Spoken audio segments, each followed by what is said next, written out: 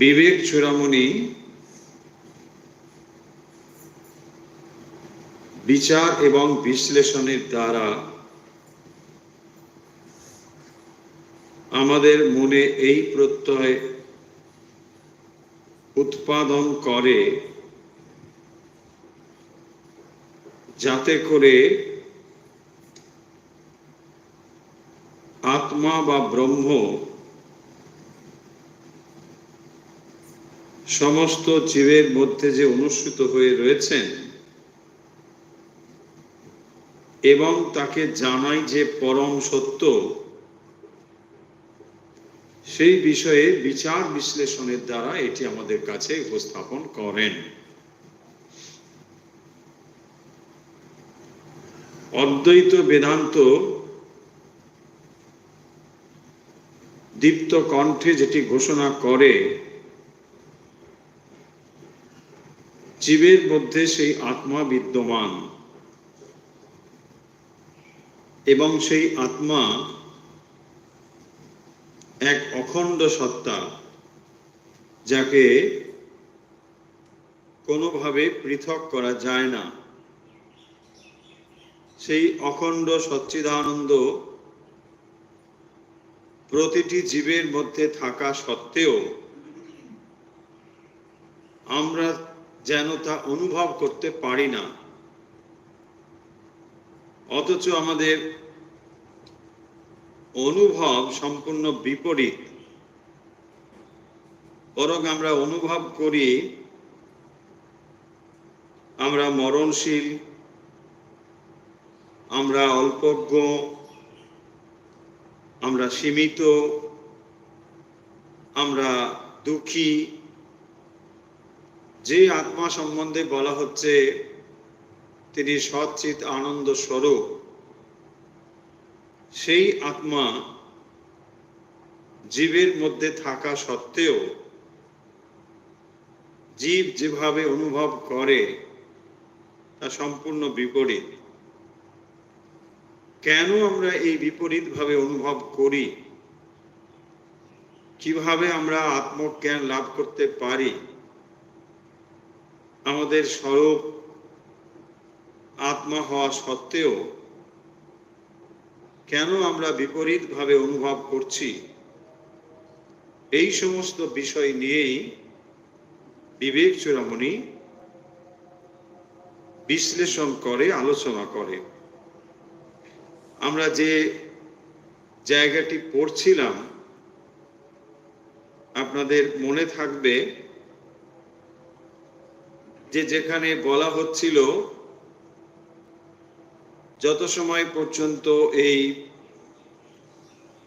বাসনার জাল আমাদের মধ্যে রয়েছে, তত সময় আমরা নিজেদের স্বরূপকে উপলব্ধি করতে পারছি না।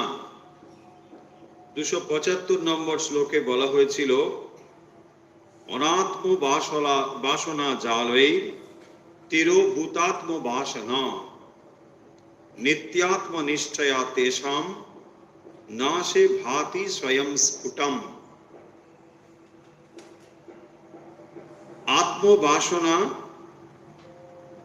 অর্থাৎ আত্মার যে সৌরভ বা দীপ্তি, সেইটি অনাত্ম বাসনা জালই তিরোভূতা।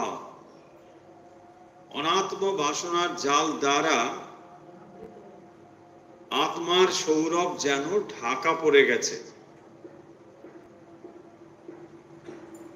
এবং এই যে আচ্ছাদিত অবস্থা, এইটি যদি নাশ হয়, এবং কিভাবে নাশ হবে? নিত্য আত্মনিষ্ঠয়া, নিত্য আত্মনিষ্ঠার দ্বারা,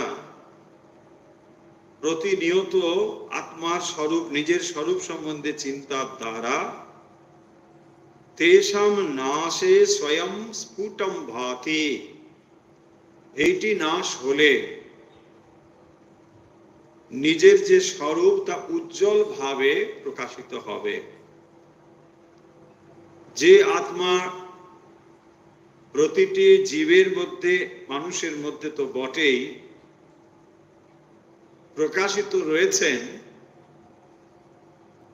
সেইটি অনাত্ম জালের দ্বারা, অনাত্ম বাসনা জালের দ্বারা আচ্ছাদিত হয়ে রয়েছে বলে আমরা স্বরূপটা অনুভব করতে পারছি।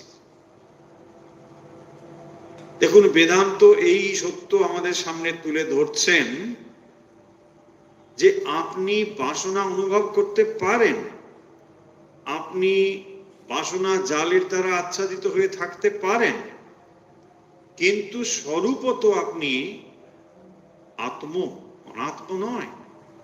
আপনার ভেতরে সেই ব্রহ্ম জ্যোতি জ্বলজ্বল করছে, সেই ব্রহ্ম শক্তি আপনার ভেতরে পূর্ণভাবে রয়েছেন। বেদান্ত এইটি দীপ্ত কণ্ঠে ঘোষণা করছে। মানুষ নিজেকে অনেক ছোট বলে অনুভব করছে, আমি জীব, আমি সামান্য ছোট, কিন্তু তবুও তার ভেতরে সেই আত্মা পূর্ণভাবে বিদ্যমান। এমন নয় যে খানিকটা অল্পভাবে রয়েছেন, সেখানে কিছু কোনোভাবেই তার কোনো পরিবর্তন নেই। যেমন তিনি ছিলেন হাজার হাজার বছর আগে, কোটি কোটি বছর আগে, আজও সেই একই রকমই আছেন। কোনো পরিবর্তন তার ভেতরে নেই। কিন্তু জীবের মধ্যে অনাত্ম বাসনা জালের দ্বারা আচ্ছাদিত হয়ে আছেন বলে, এবং এই অনাত্ম বাসনা জাল প্রতিনিয়তই জীবকে আচ্ছাদিত করে চলেছে। এমন নয় যে জাল খানিকটা রয়েছে আর আমরা এটা অনুভব করছি আচ্ছাদন। ক্রমশই এটি হচ্ছে। বাসনা এমন একটি জিনিস যা সদা সর্বদাই বর্ধিত হয়ে চলেছে। অসংখ্য বাসনা, কারণ পূর্ব জন্মে যে সমস্ত বাসনা, তার সামান্য অংশই এখন প্রকাশিত হচ্ছে এই প্রারব্ধ রূপে। তার বহু বহু বাসনা আমরা দেখতেই পাচ্ছি না, তার মানে এই নয় যে সেগুলো নেই। সেই যে অনাত্ম বাসনা জাল এই দীপ্তিটাকে ঢেকে দিয়েছে। যদিও স্বরূপত জীব আত্মাই, তবুও অনাত্ম বাসনা জাল। তাহলে এখানে জাল মানে হচ্ছে বাসনার জাল, অনাত্ম হেতু বাসনার জাল। মানে নিজেকে যখন আপনি অনাত্ম রূপে অনুভব করছেন যে না, আমি কি করে সেই আত্মা, আমি কি করে সেই ব্রহ্ম, আমি কি করে সেই ঈশ্বর, তখনই আমাদের ভেতরে যে বাসনার জাল তৈরি হচ্ছে। কেন? আর যখনই নিজেকে আপনি অনাত্ম বস্তু বলে ভাবছেন, দেহ মন বুদ্ধির সঙ্গে সংযুক্ত আমি ভাবছেন, তখনই আপনি নিজেকে অপূর্ণ বলে ভাবেন। ইউ আর নট কমপ্লিট, তাই না? তো সেই জন্য কি চাই? To be complete we need something. তখনই আপনি কি করছেন? অ্যাকশনকে কাজে লাগাচ্ছেন। কর্মের দ্বারা আমি এটা পেতে চাই, এটা হতে চাই। দেখুন, তাহলে বাসনা যে তৈরি হচ্ছে ভেতরে অপূর্ণতার বোধ থেকে, এবং এই অপূর্ণতার বোধটি তৈরি হচ্ছে অনাত্ম ভাবনা থেকে। কারণ আমি যদি সব কিছু হই, তাহলে আমার পাওয়ার চেষ্টা থাকবে কেন? আমি যদি সচ্চিদ আনন্দ স্বরূপ হই, তাহলে আমার আনন্দের জন্য অন্য কোনো কিছুর অপেক্ষা থাকে কি? থাকে না। সেই কারণের জন্যই আমরা সদা সর্বদা ব্যস্ত।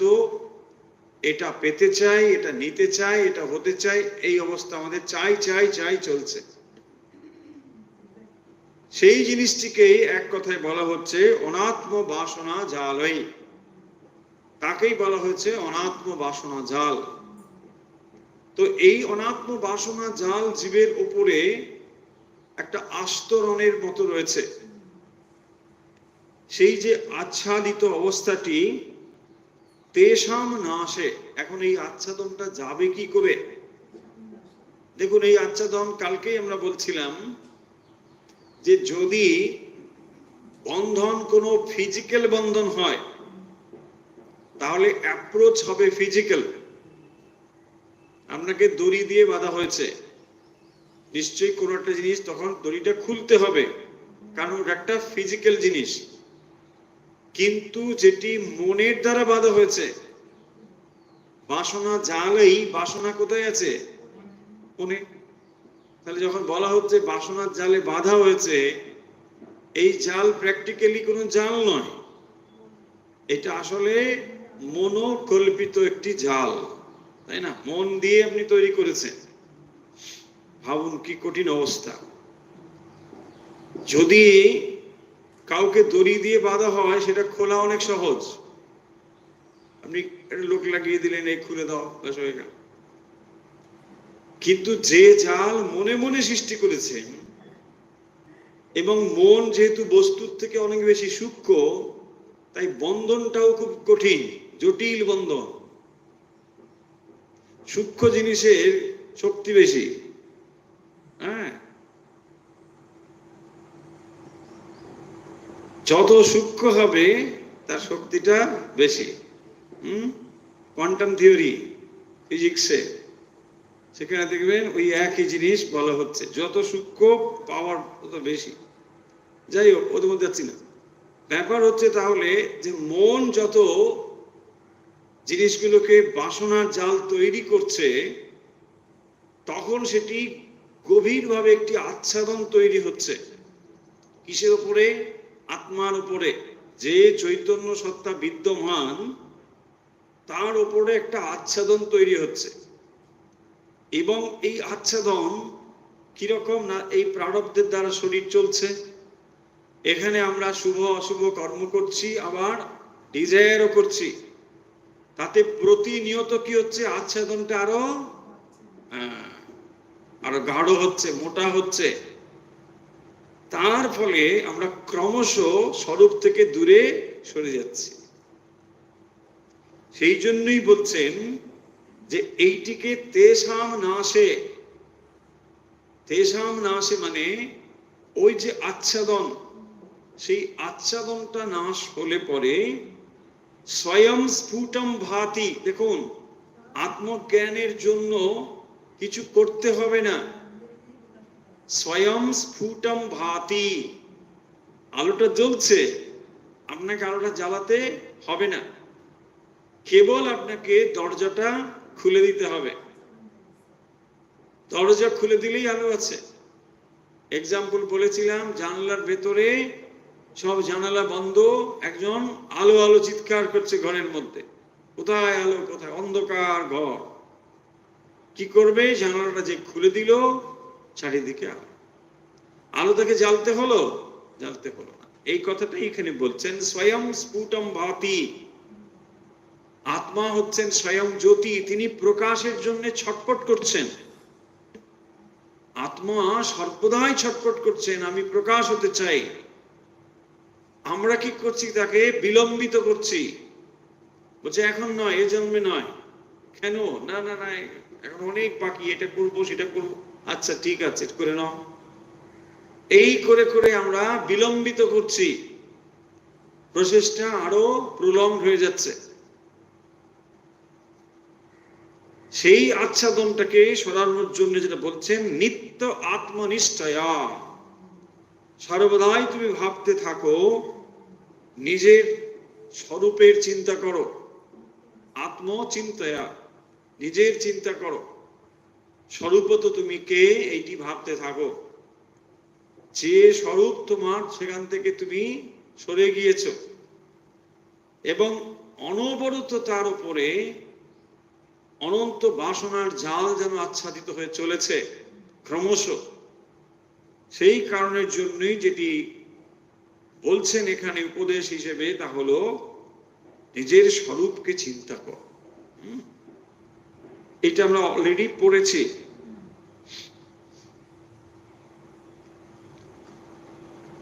276 নম্বর শ্লোক এর আগের দিন পড়া হয়েছে।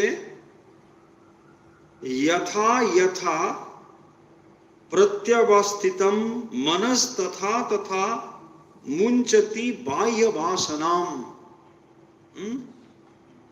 यथा यथा মানে যেমন যেমন প্রত্যক অবস্থিতম মানে সাক্ষী স্বরূপ আত্মায় অবস্থিত তথা তথা সেইভাবে মুঞ্জতি বাহ্য বাসনাম বাইরের বাসনাও ঠিক সেরকম আস্তে আস্তে মানে নিঃশেষে হলে মোক্ষ হবে। তার মানে কি বলছেন না, যেমন যেমন তুমি নিজের স্বরূপটাকে অনুভব করতে পারবে, ধীরে ধীরে নিজের আত্মচিন্তা করতে করতে নিজের এই স্বরূপ জ্ঞান যেমন যেমন তুমি অনুভব করবে, ঠিক সেই রকম ভাবে কি হবে, বাসনা বাইরের বাসনাগুলো আস্তে আস্তে খসে পড়বে, এগুলো তখন চলে যাবে। তাহলে এই শাস্ত্র বিচারের দ্বারা কি হয় না, যে বাসনার জাল আমাদের ভেতরে তৈরি হচ্ছে সেইটি আস্তে আস্তে দেখবেন খসে পড়ে ধীরে ধীরে। তখন মনে হয় আচ্ছা এগুলোর পেছনে ছুটে কি হবে, কেন আমি এই বাসনাগুলোকে চরিতার্থ করতে চাই, এই বিচার তখন মানুষের মনে আসবে যে সত্যি কি আমি বিষয়গুলো পেলে সুখী হব, এইগুলো আসবে। দেখুন কত বিষয় তো আমরা প্রাপ্ত হয়েছি, এমন তো নয় আমাদের কোনো ইচ্ছেই পূর্ণ হয়নি, হয়েছে তো অনেক ইচ্ছে, কিন্তু তবুও কি আপনি বলতে পারেন আপনি সুখী হয়েছেন? না। তাহলে ইচ্ছে পূরণ এবং সুখী হওয়া দুটো এক জিনিস নয়, অথচ আমরা ভুল করে ওটাই ভাবি যে ইচ্ছে পূরণ হলেই বোধহয় আমি সুখী হয়ে যাব। তা হবে না। সেই জন্য বলছেন এই বিচারের দ্বারা এটি বোঝা যায় যে ইচ্ছের পেছনে দৌড়ে লাভ নেই, কারণ ইচ্ছে কোনোদিনই শেষ হবে না, আপনি শেষ হয়ে যাবে, জীবন শেষ হয়ে যাবে, অথচ ইচ্ছে শেষ হবে না। সেই কারণের জন্যই যারা বিচারশীল পুরুষ তারা বলবেন যে ইচ্ছের পেছনে না দৌড়ে আত্মস্বরূপের পেছনে দৌড়ো। যদি দৌড়তেই হয় নিজের স্বরূপটাকে একবার ভাবো, কারণ এই যে তুমি বাসনার পেছনে ছুটছ এটি আসলে মরীচিকার মতো। বাসনাকে মরীচিকার সঙ্গে তুলনা করা হয়েছে। ছুটতে ছুটতে মানুষ তৃষ্ণায় প্রাণ বিসর্জন করে, কারণ তার ভেতরে তৃষ্ণা, আর ভাবে যে ওই বস্তু পেলেই তৃষ্ণা নিবারিত হবে, তাই সে দৌড়তে থাকে আর প্রাণ বিসর্জন করে। ব্যাস, তৃষ্ণায় বুক ফেটে যায়, অথচ সেখানে বিন্দুমাত্র জলের কোনো কিছুই নেই। এই অবস্থায় বলা হচ্ছে যে যেমন যেমন তোমার আত্মস্বরূপ প্রকাশিত হবে ঠিক সেরকম ভাবে বাসনা থেকেও কিন্তু তুমি মুক্ত হয়ে যাবে। ভাবুন, একেই বলে স্পিরিচুয়াল ম্যাচুরিটি, যে সমস্ত বাসনা আপনাকে গত 5 বছর 10 বছর বা যে কোনো ভাবে একটা সময় ভাবুন বিব্রত করত, এখন ধীরে ধীরে সেই বাসনা আপনার ক্ষয় হচ্ছে, চলে যাচ্ছে। যে বিষয়গুলোকে অত্যন্ত লোভনীয় বলে মনে হতো সেগুলো থেকে আপনি আস্তে আস্তে মুক্ত হয়ে যাচ্ছেন। না না, এইগুলো আর দরকার নেই এতটা। কেন? এটাকেই বলে স্পিরিচুয়াল ম্যাচুরিটি।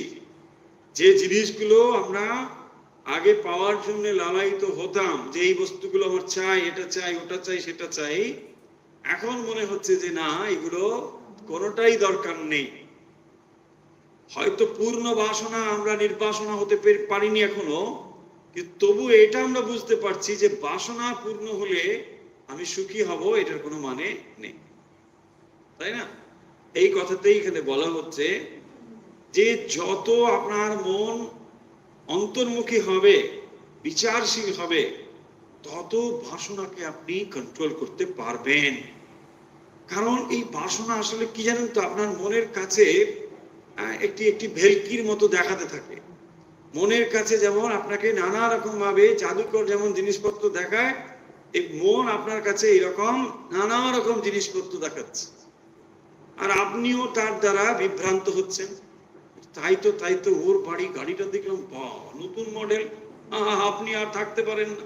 আপনি সুন্দরী ছিলেন, ভালোই ছিলেন, আপনার গাড়ি যথেষ্ট ভালো ছিল, যেই পাশের বাড়ি দেখলেন আপনার ঘুম গেল, শেষ হয়ে নতুন মডেল ওই নতুন মডেল এসে গেছে। হয় কি না বলুন? বাসনা এইভাবেই তৈরি হয়।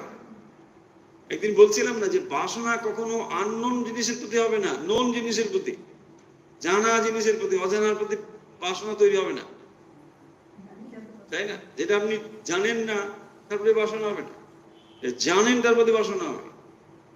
সেইটা আমার চাই। সোনার হরিণ দেখেছে, তাই আমি সোনার হরিণ চাই। যদি বিচার করতে তাহলে বুঝতে পারতেন সোনার হরিণ বলে কিছু হয় না। দেখুন, বিচার কাজ করলো না, চাই, আরে একটু শান্ত হও, না না কোনো কথা শুনবো না, ওটাই আমার চাই, আজকেই বুক করে দাও, আজকে বুক। তারপরে যেদিন পেলেন দেখা গেল সেদিন হয়তো আপনার দাম 20 লাখ বেশি পড়েছে, অন্য হয়তো আরো কমই পেয়ে গেছে। হয় না এরকম? মানে আপনি বাসনার দ্বারা এতই তাড়িত হয়েছেন, আপনার কোনো দেরি আর সহ্য হচ্ছে না, তাড়াতাড়ি করতে গিয়ে ঢুকেই গেলে। বাসনা আমাদেরকে সর্বনাশ করে দেয়, তছনছ করে দেয়, শেষ করে দেয় এই বাসনা। সেই জন্য বিচার করে করে বলছেন এই বাসনাটা যাবে কি করে, তাই না? এত বাসনা যাবে কি করে?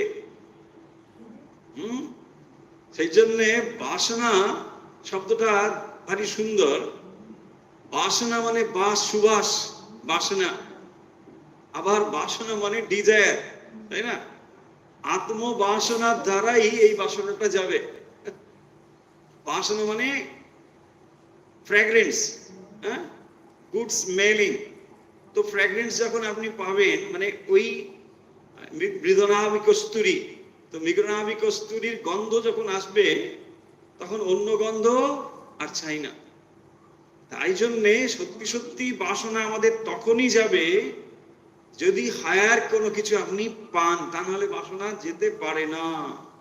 বাসনা এমন একটি জিনিস, মনকে যদি উচ্চ জিনিসে এনগেজ করতে না পারেন, সর্বদাই মন নিম্ন স্তরে থাকতে বাধ্য।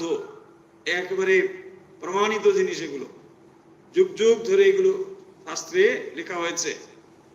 কোন একটি উচ্চ জিনিসে মনকে স্থাপন করতে হবে, কেবল তখনই আপনি নিম্ন শ্রেণীর বাসনা থেকে মুক্ত হয়ে যেতে পারবেন, তা নাহলে কিছুতেই পারবেন না। মন এত বদমাস, আপনার কাছে সর্বদাই নানা রকম ভাবে মানে নিয়ে আসবে, প্রলোভন তৈরি করবে।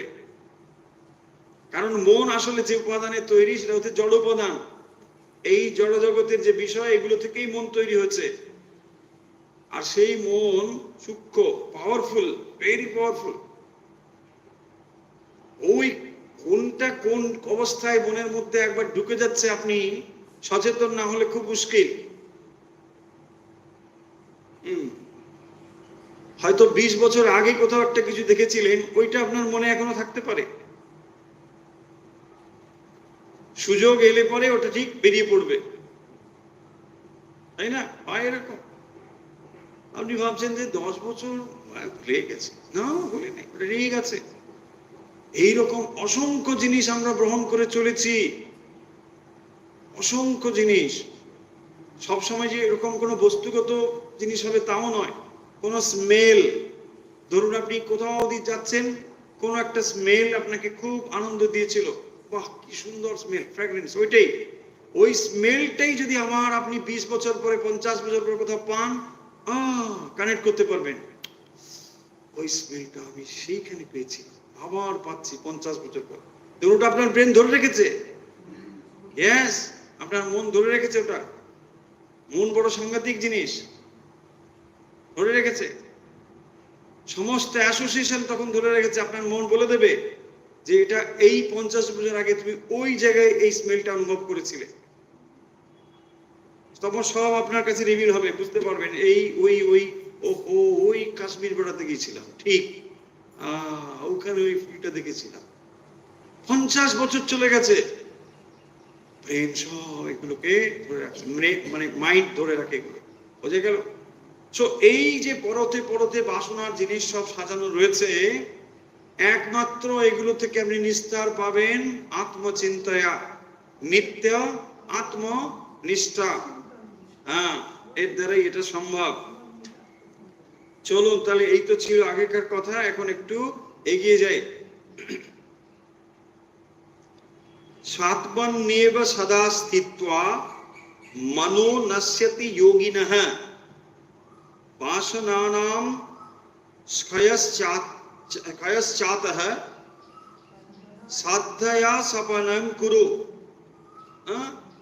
সাধ্যা মানে নিজের, কি বলছেন তাহলে আমরা অর্থ দেখি একটু দেখুন। যোগিনঃ, এখানে শব্দটা আছে দেখুন, যোগিনঃ। নশ্যতি যোগিনঃ, মনো নশ্যতি যোগিনঃ। এই যোগী মানে যিনি আত্মচিন্তা করেন, যোগী। এখানে যোগী মানে যারা যোগ সাধনা করেন এরকম না, যারা আত্মচিন্তন করছেন, তাদের সঙ্গে মানে চিন্তা করছেন যারা, তারাই হচ্ছেন যোগী। যোগিনঃ মনো নশ্যতি, সোজা কথা। মনঃ স আত্মনি মানে নিজের আত্মায় সদা স্থিতা, স্থিত থেকে নশ্যতি, অতঃ এর থেকে বাসনানাম ক্ষয়চ, এর থেকে বাসনা ক্ষয় হয়। স্ব অধ্যাস, ওই যে পরে রয়েছে না সেকেন্ড লাইনটি দেখুন, বাসনানাম ক্ষয়শ্চাতঃ স্বাধ্যাস অপনয়ন কুরু। স্ব অধ্যাস, তাহলে এই যে অধ্যাস, এই অধ্যাসটা যাবে কি করে? তাই বলছেন যে যিনি যোগী পুরুষ, অর্থাৎ যিনি এইভাবে নিজের আত্মচিন্তন করেন, আত্মাতেই সর্বদা অবস্থান করেন বলে তার বাসনাগুলো ক্ষয় হয়ে যায়, বাসনা ধীরে ধীরে চলে যায়, এবং নিজের স্বরূপের ওপরে এই যে অহং বুদ্ধি, দেহাদিতে যে আমি, এটাই হচ্ছে মানুষের অজ্ঞান। মানে দেহ বুদ্ধি মনকে আমি বলে ভাবা, এটা কি বলা হচ্ছে? স্ব অধ্যাস, স্ব অধ্যাস। তো এই যে অধ্যাস, অপনয়ম কুরু, অপসারণ করো, এইটাকে সরিয়ে দাও। তাহলে গুরু শিষ্যকে উপদেশ দিচ্ছেন কি করে এই অজ্ঞানটি যাবে, বাসনা, এত বাসনা রয়েছে, এগুলো যাবে কি করে? তাই বলছেন স্বাত্মন্যেব সদা স্থিত্বা মনো নশ্যতি যোগিনঃ। তাহলে মন নশ্যতি, মন নাশ হয়ে যায়। নাশ হয়ে যায় মানে বাসনার নাশ হলে মনও নাশ হয়। মনটা তখনই ভারী হয়ে যায় যখন কামনা বাসনা যুক্ত হয়। কামনা বাসনা যুক্ত মনই হচ্ছে ভারী মন, ভারাক্রান্ত মন। নাহলে মনের আপনি ওজন করুন, ভাটখারা নিয়ে, তাই না? কি করে ওজন করবেন? কিন্তু মনটা ভারী হয় কখন? কামনা বাসনার দ্বারা। যার যত বাসনা তার তত দুঃখ, দুঃখ যত বেশি দেখবে, বাসনা যত বেশি, দুঃখ আঘাত তত বেশি। এটা বুঝতে পারে না মানুষ, বুঝতে পারে না বলে যে আমার উপর কেন এত দুঃখ, ওরা তো দেখি ভালোই আছে, ভগবান মানে না, কত ভালো আছে, কিন্তু বাসনা জালের মধ্যে ডুবে আছে। এত বাসনা, যতই বাসনা, বাসনা মানে এক্সপেকটেশনও বটে, তো এক্সপেকটেশন যত বেশি, দুঃখ তত বেশি, বাস আর কিচ্ছু না। আপনি এক্সপেকটেশনটাকে সরিয়ে দিন, দেখবেন দুঃখ কমে গেছে, আর কিচ্ছু নেই। এক্সপেকটেশনই হচ্ছে দুঃখের কারণ। এই ব্যাপারগুলো বিশ্লেষণের দ্বারা আমাদের মনে ঠিক ঠিক জিনিসগুলোকে আমরা বুঝতে পারবো। অনেকে মনে করেন বা বলেন যে আমরা কত করলাম মানুষের জন্য, এটা করেছি আর করব না। করাতে কোনো দোষ নেই, যদি আপনি প্রত্যাশা করেন তাহলেই কষ্ট পাবেন। করলে কোনো কষ্ট নেই। মানুষের জন্য আপনি করেছেন, সংসারের জন্য করেছেন, ছেলে মেয়ের জন্য করেছেন, কোনো কষ্ট নেই, করেছেন তো ভালোবেসেই করেছেন। কিন্তু যদি প্রত্যাশা রাখেন কষ্ট হবে। সঙ্গে সঙ্গে এই প্রত্যাশাকে রাখলে ওই কষ্ট পায়, এই করি ওনার ছেলে দেখে না, দেখবে না তো, কেন দেখবে? দেখার কি কথা বলুন? কোথাও কি কোনো এগ্রিমেন্ট ছিল? ছিল না তো, তাহলে এইটি করতে পারে না তো। মুশকিল তো এখানেই, এই জায়গাটাই তো। সেইটাই বলছেন এখানে যে এই বিচার তুমি করো, এই বিচার করতে হবে নিজের কাছে। তাই এক্সপেকটেশন ছাড়া যদি আপনি কাজ করেন, আপনি মহা আনন্দে থাকবেন। বাস, আপনি কাজ করে যাচ্ছেন, কোনো আমি চাই প্রত্যাশা কিছু নেই, বাস দিনের শেষে আপনি মন শান্ত হয়ে ঘুমোতে পারবেন। তাহলে আপনি ঘুমোতেও পারবেন না, কারণ প্রত্যাশা সবসময় আপনাকে জাগিয়ে রাখবে। আমি এটা হলো না, তাহলে ওটা রাখবো, কেন ওটা যদি না পাই তাহলে কি হবে, ওটা যদি না হয় কি হবে, ওভার থিঙ্কিং, নানা রকম চিন্তা আসবে। এসব জিনিসগুলো এর সঙ্গে রিলেটেড আছে। আপনি আপনার পার্ট করেছেন, আপনার ভূমিকা আপনি পালন করেছেন।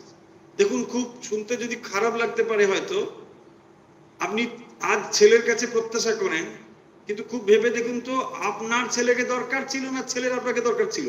ভালো করে ভাবুন, কষ্ট পাবেন না, তাই না? আপনার ছেলের প্রয়োজন ছিল, ছেলের আপনাকে প্রয়োজন, আপনি আপনার প্রয়োজন মিটিয়েছেন তো। আপনি তো আশা করেছেন আমার সন্তান হোক, করেছেন, হয়েছে, কাজ। এখন আপনি চাইবেন কেন, তাই না? ছেলে তো আপনাকে চায়নি, ছেলে আপনাকে চেয়েছে, তাই না?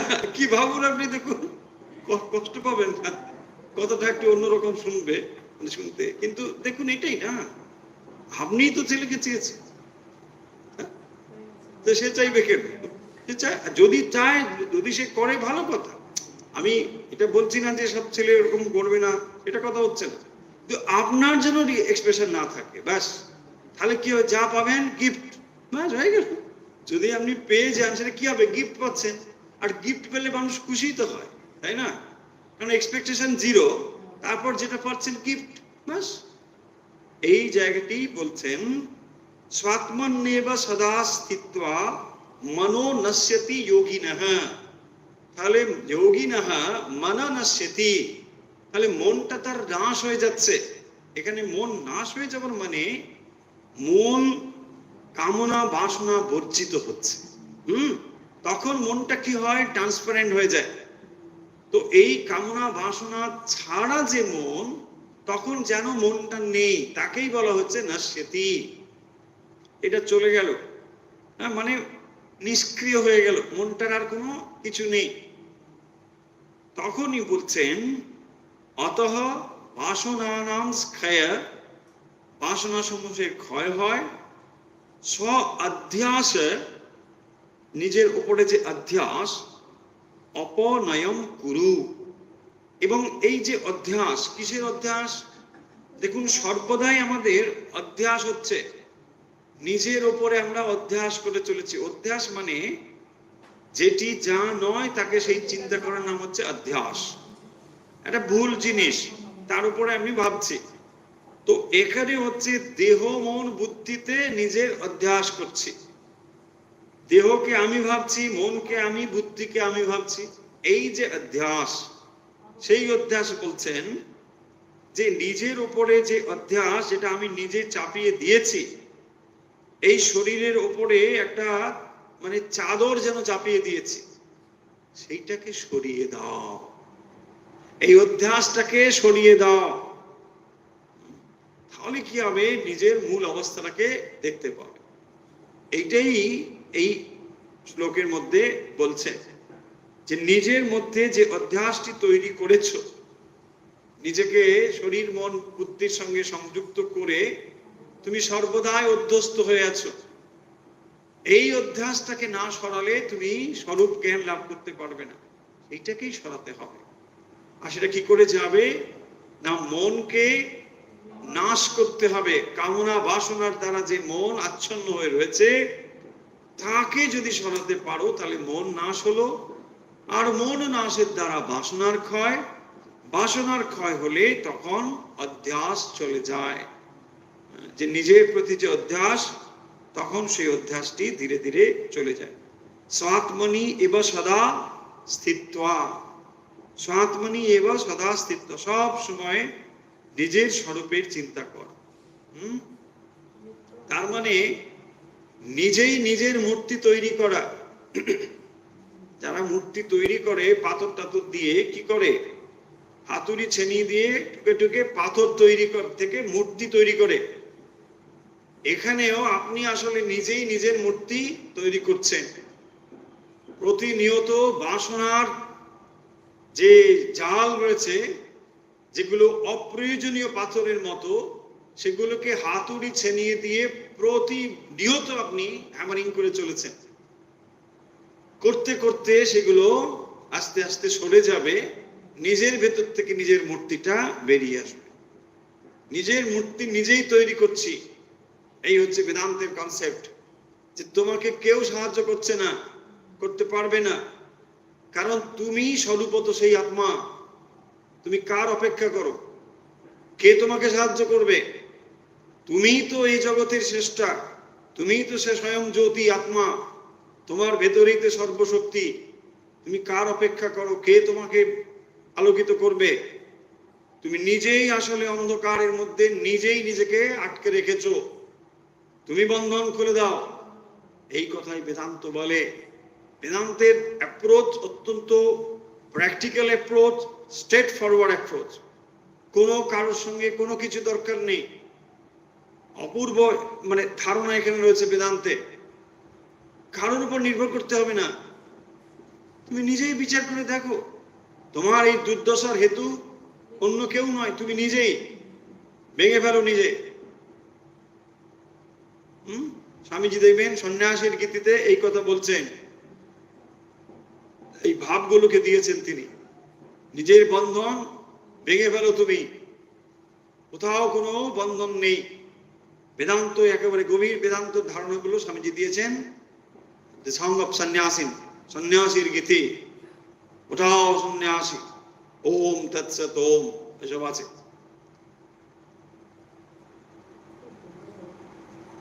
তারপরে দেখুন কি বলছেন পরের শ্লোক, এটা আশা করি বোঝা গেল। এখানে বলা হচ্ছে স্বাত্মন্যেব সদা স্থিত্বা মনোনস্যতি যোগিনঃ বাসনানাং ক্ষয়শ্চাতঃ স্বাধ্যাস অপনয়নম কুরু, অপনয়ন কুরু, স্ব অধ্যাস অপনয়ন কুরু। তাহলে নিজের যে অধ্যাস, দেখুন এই ভুলটা আমার নিজের ওপরে। যদি অন্য একটা জিনিসকে আমি ভুল বলে জানি, তাহলে বাইরের কোনো অ্যাপ্রোচের দ্বারা ভুলটা যেতে পারে। আমি আবার বলি যে যখন ধরুন আমি একটি জিনিসকে ভুল বলে জানি, কারণ এটা একটা গাছ, আমি গাছটাকে মানুষ বলে ভুল করছি, তাহলে এটাও একটা ভ্রান্ত অধ্যাস। কিন্তু এটি কি করে যাবে? এটা বাইরের অধ্যাস, এটা যাবে কি করে? আলো জেলে দিন, হয়ে গেল। আর কোনো ডাউট থাকবে? বলছে না, কোনো ডাউট নেই, এটা আমার চলে গেল। কিন্তু এটা কিরকম অধ্যাস? সেলফ, স্ব অধ্যাস। নিজের মধ্যে অধ্যাসটা তৈরি হয়েছে, বাইরের নয়। তাহলে এই অধ্যাসটি কি করে যাবে? আপনার নিজের অ্যাপ্রোচের দ্বারাই যাবে। বুঝুন তাহলে, যদি বাইরের কোনো জিনিসের প্রতি ভ্রান্ত দোষ হয়, ভুল দেখি, তাহলে বাইরের অ্যাপ্রোচের দ্বারা সেটা যাবে। আলো নিয়ে আসলে হবে, কেউ একজন বললো আরে না না এটা গাছ নয়, লোক, চলে যেতে পারে, আপনার জ্ঞান উৎপাদন হবে।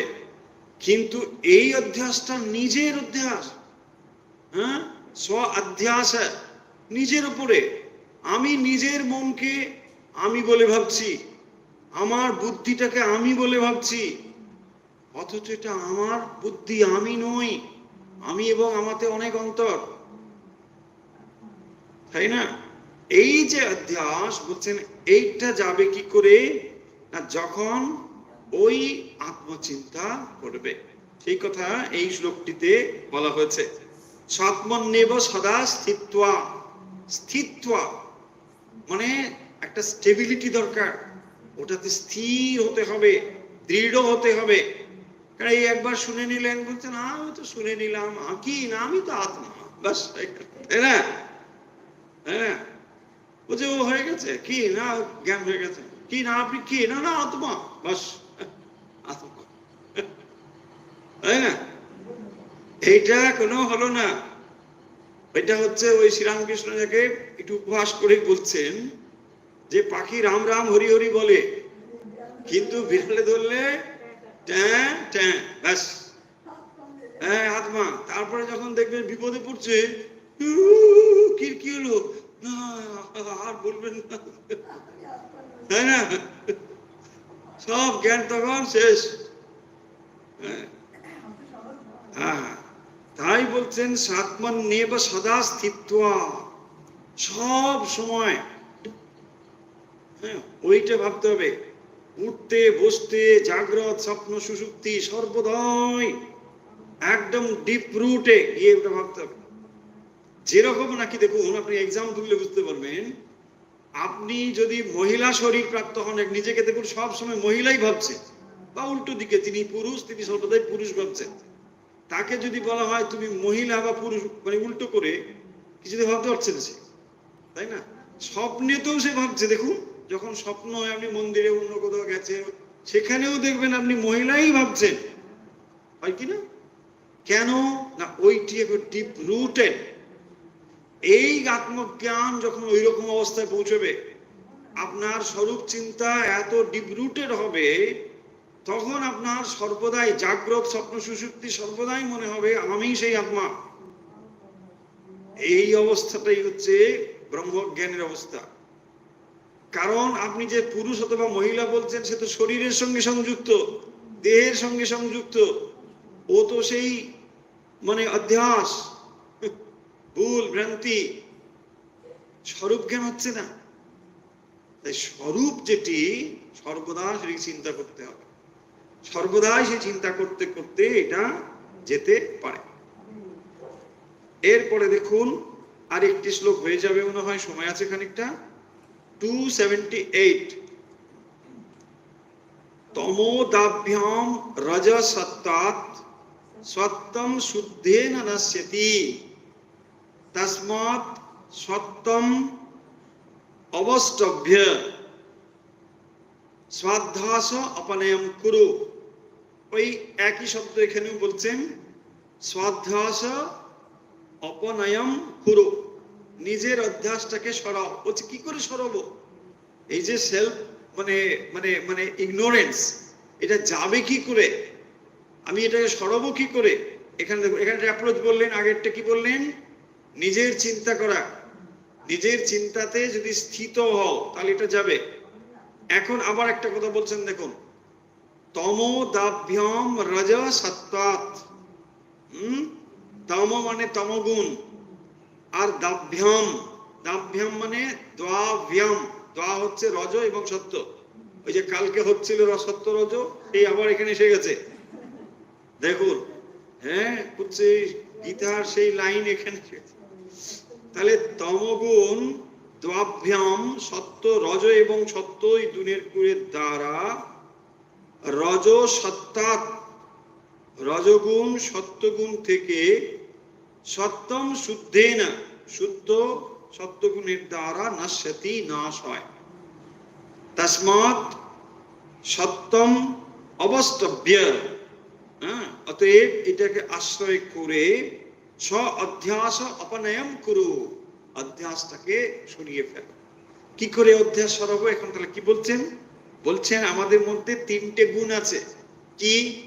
সত্য, রজ এবং তম। আর এগুলোই বন্ধনের কারণ। আমরা গীতাতে এটা পড়েছি ডিটেলসে, পরে আপনাদের নিশ্চয়ই ওটার সঙ্গে রিলেট করতে অসুবিধা হবে না। সেখানে বলা হচ্ছে যে আমাদের মধ্যে তিনটে গুণ আছে, সত্য, রজ আর তম। গুণ মানে কিন্তু রজ্জুও বটে, যেগুলো আমাদের বেদে ফেলে। তো এই যে আমাদের রজ্জু দিয়ে আমার মন বেঁধে রেখেছে, তো এই তিনটে গুণ মিলেমিশে আছে, মিশে রয়েছে। তাহলে কি করতে হবে? সেই জন্য বলছেন যে তমোদাভ্যাম, মানে তমকে যদি নাশ করতে চাও তাহলে রজ এবং সত্য দিয়ে তমটাকে নাশ করতে হবে। এক একটা করে স্টেপ বাই স্টেপ এগোতে হবে। তমকে যদি নাশ করতে চাও, রজ সত্যকে প্রবল করতে হবে। তাহলে রজ এবং সত্যকে যদি প্রবল করো তাহলে তম নাশ হয়ে যাবে। সেই কথাই বলছেন আবার কি বলছেন যে রজ সত্তাৎ সত্যম শুদ্ধেন নাস্যতি। পরে বলছেন যে সত্য থেকে রজগুণের নাশ, আবার সত্য গুণ শুদ্ধ সত্যের দ্বারা নষ্ট হয়। সত্য থেকে আবার শুদ্ধ সত্য নাশ হয়ে যাবে। তার মানে একটা একটা করে শুদ্ধ সত্যতে আসতে হবে, এইটি বলছে।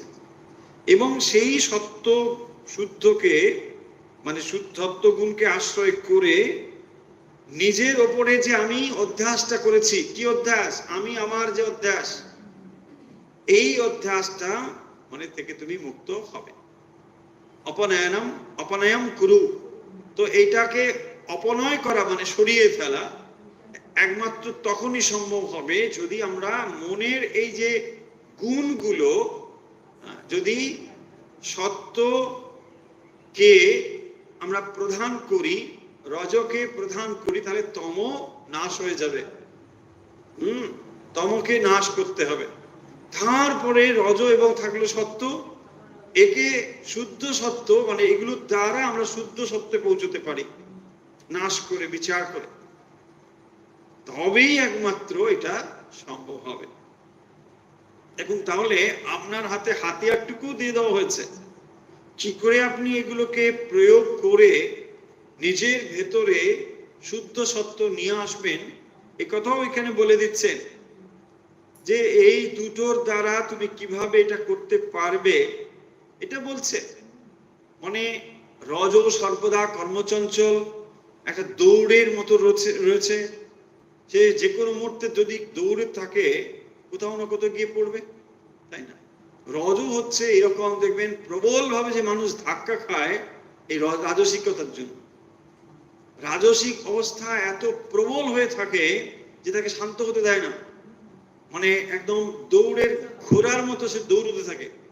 আর এত যখন গতিতে দৌড়চ্ছে, ডেফিনেটলি ধাক্কা খাবেই, একেবারে অবধারিত। জগতে এরকম অনেক মানুষ আছেন, দেখবেন সে মানে 5 মিনিট কোথাও বসছে না, 5 মিনিট নষ্ট হয়ে যাচ্ছে। আরে বাবা, কি করছে? সেখানে করছে, ওখানে করছে, তাড়াতাড়ি ছুটছে, এখানে মানেটা কি, কি উদ্দেশ্য কি? কিছুই নেই। হয় দেখবেন টাকা ইনকাম করবে বা আর কিছু করবে, এই কিন্তু টাকা ইনকাম পর্যন্ত সেটাকে কাজে লাগাতে পারবে না, ধাক্কা খেয়ে যাবে তার আগেই, শেষ। এত রজ বৃদ্ধি হয়ে গেছে, প্রবল ভাবে রাজসিকতায় মত্ত হয়ে গেছে। আর রাজসিকতা এমন একটি জিনিস, একবার যদি লাগাম ছেড়ে দাও ঘোড়াকে, সেরকম যেমন ছুটতে থাকে ওইরকম করে আপনাকে ছোটাবে, শান্ত হতে দেবে না। ছুটছে ছুটছে ছুটছে, প্রবল ভাবে ছুটছে, দুম করে একদিন ধাক্কা খেয়ে ব্যাস চুরমার, ডিপ্রেশন।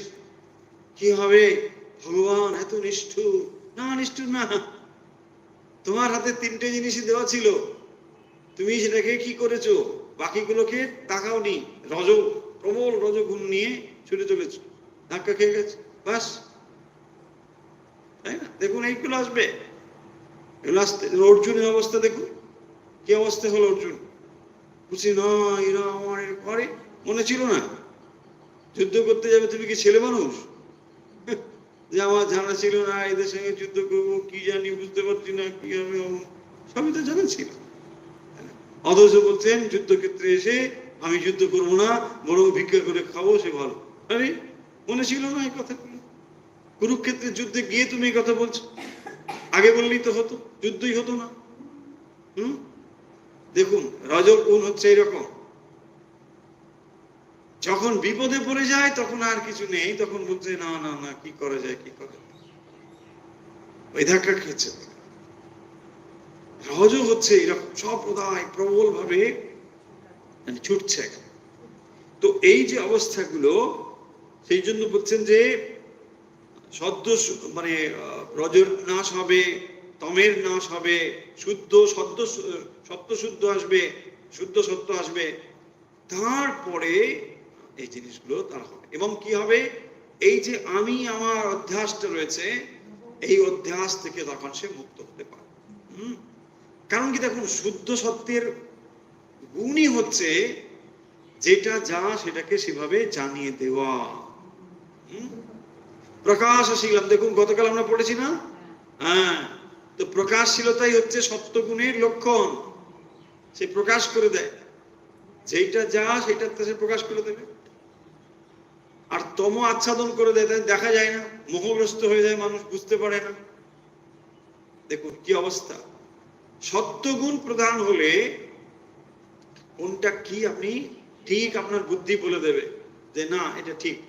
দেখুন শ্রীরামকৃষ্ণকে লক্ষ্য করুন, তিনি কাউকে ক্রিটিসাইজ করছেন তা নয়, কিন্তু কে কি মানুষ সব তিনি জানতে পারেন। বলছেন না সব ক্ষেত্রে, বলছে আমি জানি, আলমারির মতো সব দেখতে পাই। দেখুন তার মানে এত সত্য প্রধান যে তিনি সব দেখতে পাচ্ছেন, আপনার মনটাকে তিনি দেখতে পাচ্ছেন।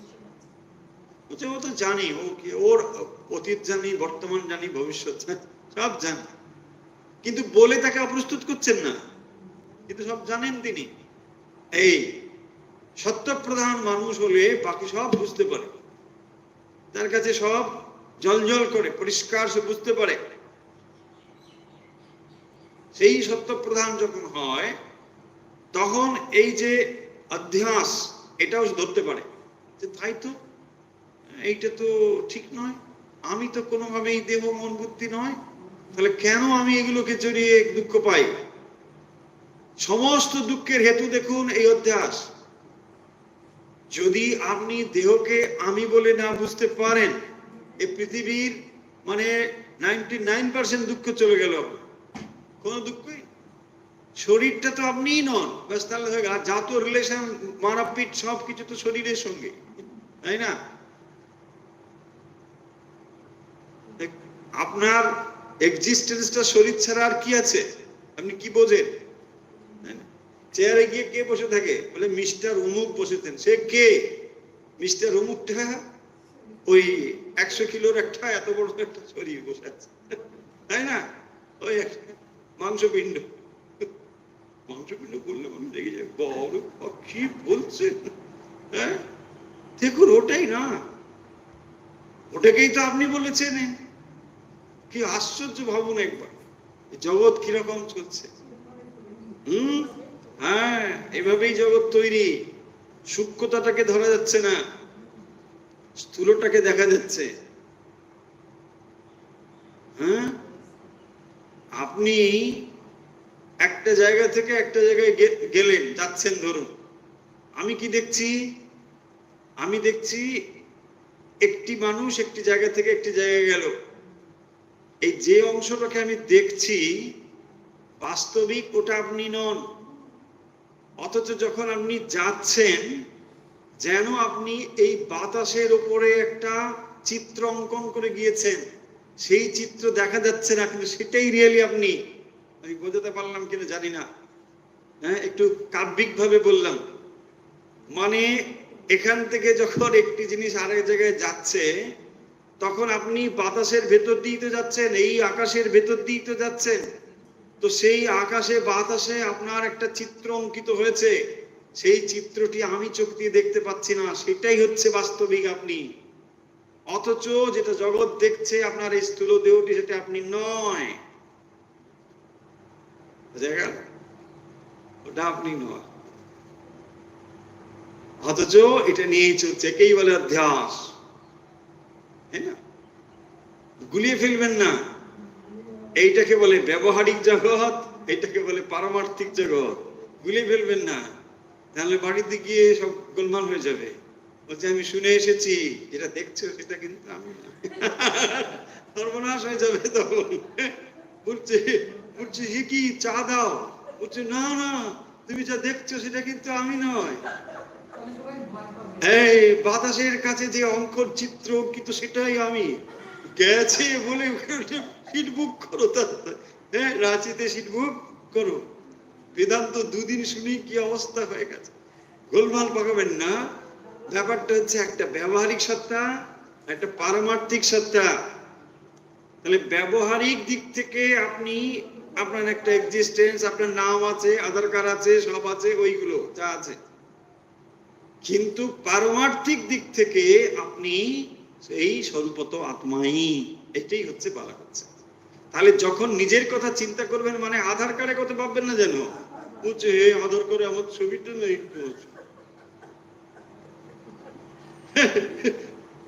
এটা ভাবে না, ওটা হচ্ছে ব্যবহারিক জগৎ।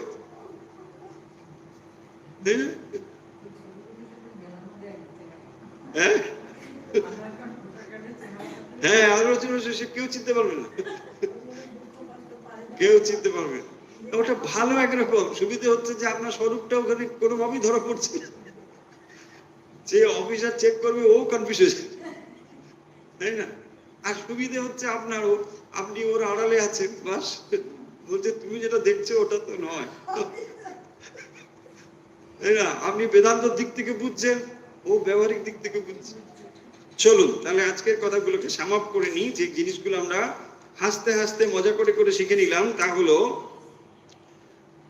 এখানে 277 এবং 78, 76 তো খানিকটা হয়েই ছিল, 77 and 78 এখানে বলা হচ্ছে সেটা হলো স্বাত্মন্যেব সদা স্থিত্বা, অর্থাৎ আত্মচিন্তনে সর্বদা স্থিতি হলে মনো নশ্যতি যোগিনঃ, যিনি আত্মচিন্তন করেন, আত্মার সঙ্গে যিনি যুক্ত রয়েছেন, অর্থাৎ যিনি বিচার করছেন, বিশ্লেষণ করছেন, তিনি মনকে নাশ করতে পারেন। এবং বাসনারাম খায়া, বাসনার ক্ষয় হয় কিসের দ্বারা না স্ব অধ্যাস অপনয়ম কুরু, তো তখন তিনি কি করেন না নিজের প্রতি যে নিজের অধ্যাস, মন বুদ্ধিতে যে আমি বোধ, এইটি তখন দূরীভূত হয়, এবং এটা করার কথা বলেছে। 278 যে শ্লোকটি, এটা অলমোস্ট ওই গীতার ভাবটি এখানে এসে গেছে, যে কি করে আমরা মনের একটা স্টেপ করে উঠতে পারবো। মনকে এখানে 3টি গুণের সংমিশ্রণ বলা হয়েছে, সত্য রজ তম, এবং এটা কি করে সম্ভব হবে। আমরা যেমন কালকে পড়লাম যে সত্য যখন প্রধান হয় রজতমকে অভিভূত করে ইত্যাদি, ঠিক একই কথা এখানে বলছেন যে তম অন্যগুলোকে আমরা কি করব, রজ এবং সত্যাৎ, মানে তমকে যদি হারিয়ে দিতে চাই রজ এবং সত্যকে প্রধান করতে হবে, এগুলোকে নিয়ে আসতে হবে, একটার পর একটার দ্বারা শুদ্ধ সত্য হয়ে যাবে। আর শুদ্ধ সত্য হলে কোনটা কি পরিষ্কার তখন আপনার কাছে জানা হয়ে যাবে। সেই জন্যই যদি এই নলেজ গুলোকে আমরা ঠিক ভাবে নিতে চাই, তাহলে জীবনে রাজসিক এবং তামসিককে জয় করে সাত্বিকতাকে নিয়ে আসতে হবে, সাত্বিক গুণ নিজের ভেতরে নিয়ে আসতে হবে। সত্য গুণ হচ্ছে যা যেটা সেটাকে দেখিয়ে দেয়, ঠিক ভাবে আপনি বুঝতে পারেন। আর তা না হলে আমরা সবসময় ডিলিউটেড হয়ে গেছি, যেটা যা নয় সেটা মনে হচ্ছে তাই। সেই জন্য দেখবেন ওই শ্রেয় আর প্রেয়র বিচার তখন করতে পারছি না, যেটা আপাদ মধুর সেটাকে মনে হচ্ছে মনে হয় কি মধুর কি মধুর, যেটা আপাত রমণীয় কিন্তু পরিণামে অত্যন্ত ভয়ঙ্কর। আর সেই বোধটা তখন হবে যদি সত্য প্রধান হয়, কারণ সর্বদাই রজ কি করছে, অন্যত্র সরিয়ে নিয়ে যাচ্ছে, আর তম ঢেকে দিচ্ছে, সত্য প্রকাশ করছে। সেই জন্য সত্য গুণের কাছে গেলে প্রকাশ হয়ে যাবে জ্ঞান, ঠিক ভাবে আপনার কাছে মানে প্রকাশিত হবে। আর তার দ্বারাই আপনি কোনটা সত্য কোনটা মিথ্যা জানতে পারবেন। তার মানে এখানে যে জিনিসটি হয়েছে সেটা হচ্ছে অধ্যাস, নিজের প্রতি যে নিজের ভ্রান্ত ধারণাগুলো রয়েছে সেই ধারণার পারে আমরা যেতে পারবো। চলুন তাহলে আজকের কথা এখানে শেষ করছি। আমরা পড়ছিলাম বিবেক চূড়ামণির আমরা আজকে পড়লাম 277 278।